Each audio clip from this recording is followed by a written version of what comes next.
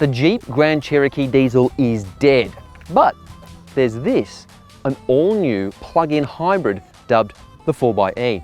Question is it a suitable substitution for the diesel? Let's find out.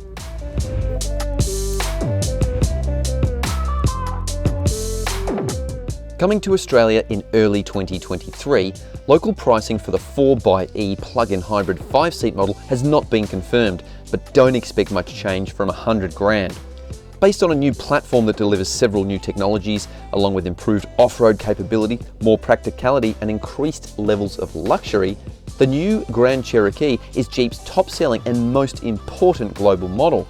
But given its checkered past and high price, however, this new plug-in hybrid faces a tough challenge in Australia.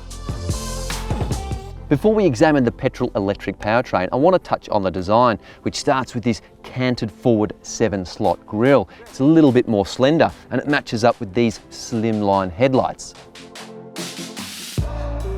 Jeep's decision to scrap diesel engines altogether for this vehicle will be one of the biggest talking points for Aussie buyers, and it will hurt sales.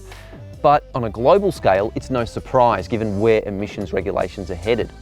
At the hybrid powertrain's core is a 2-litre turbocharged petrol engine, which is augmented by 2 electric motors, but only one of which drives all 4 wheels.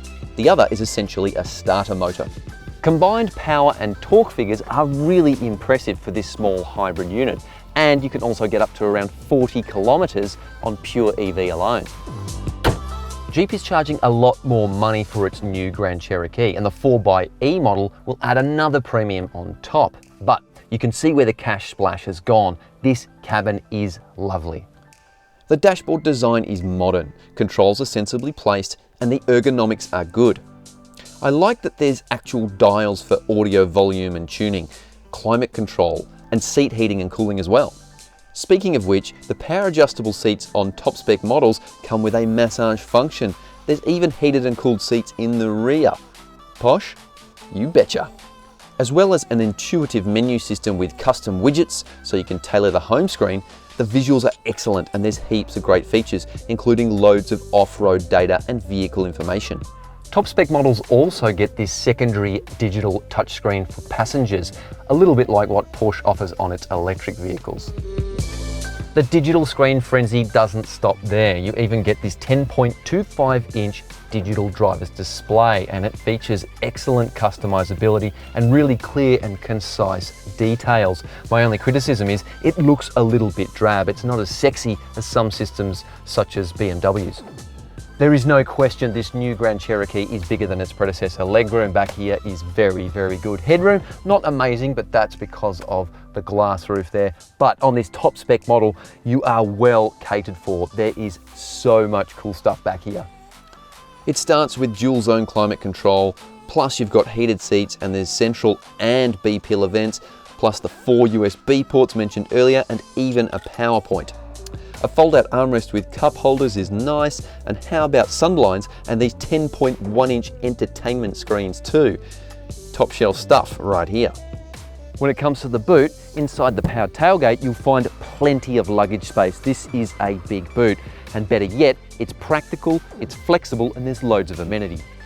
There's loads of space in here, and it's got 2 bag hooks, 4 robust tie downs, a 12-volt socket, and a space saver spare under here with a bit of extra storage. Jeep has really propelled the Grand Cherokee into a new generation, but how does the hybrid powertrain go? Time to cue the music.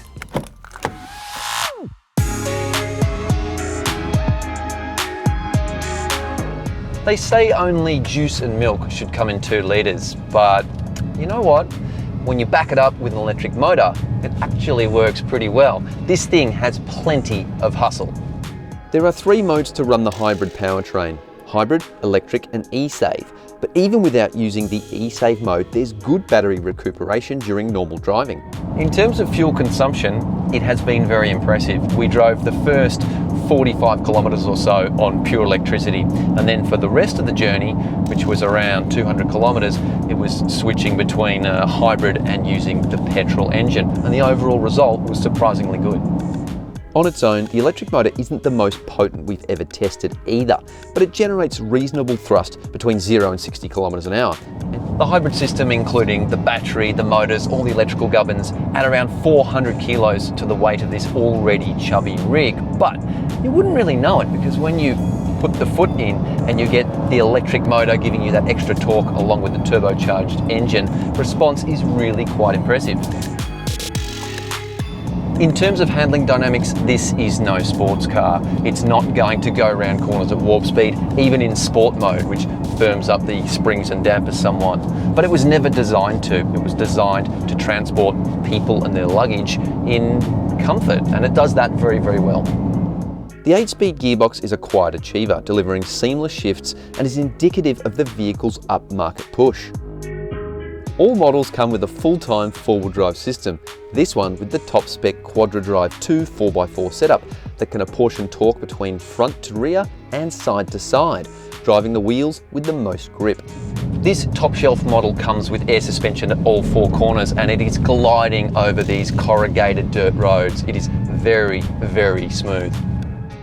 Aimed at more adventurous buyers, the Go Anywhere Tough as Nails Trailhawk comes with extra underbody protection, all-terrain tyres, and even a disconnecting front sway bar. So the rugged off-road Trailhawk version of the new Grand Cherokee has plenty of tricks up its sleeve, including an air suspension system with 5 settings, and I've jacked this up to its maximum setting, 277 millimeters. So hopefully I'm not going to hit anything. Another one of the tricks is four-wheel drive low. We'll put it in neutral, and then we hit the four-wheel drive low button and off we go. All right, we are in hybrid mode, so it's using the 2-litre turbo petrol engine and also electric power when necessary, and it's getting through this muddy section pretty easily. I'm going to set up these cameras too. I can hit the camera system to see exactly what's underneath me. This is really cool. And down into a boggy puddle here, and over we go, nice and slow. Tell you what, it's pretty impressive. Your heart rate gets very high doing such low speeds. I'm going to decouple the front sway bar, so we'll hit this button here, and basically that front sway bar will decouple, enabling greater wheel articulation so that we can get in and out of some of these rocky areas a little bit easier. All right, it's time to try something interesting. I'm gonna go full electric mode, engine off, silence. This will be very interesting.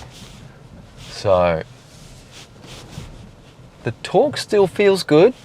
I've got some challenging terrain here. One thing that gives me a little bit of comfort about these cars is the fact you've got 3.5 mils of steel plating underneath the battery. Here we go. And I'll give it a little bit more.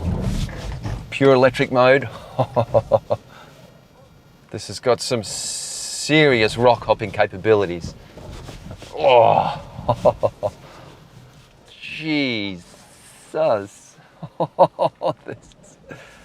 Oh, easy. Oh, wow. Whoa. That rock descent was insane. Woo! All right, now we're just gonna enjoy the silence of the bush. Wow. I gotta say though, there is something super special about cruising along in silence. I mean, yes, I love the sound of a grunty V8 or a turbocharged V6, but this is different. This is special. And I think when people experience this, it's going to change a lot of minds, and I cannot wait to get a fully electric, hardcore off-road version of one of these Jeeps.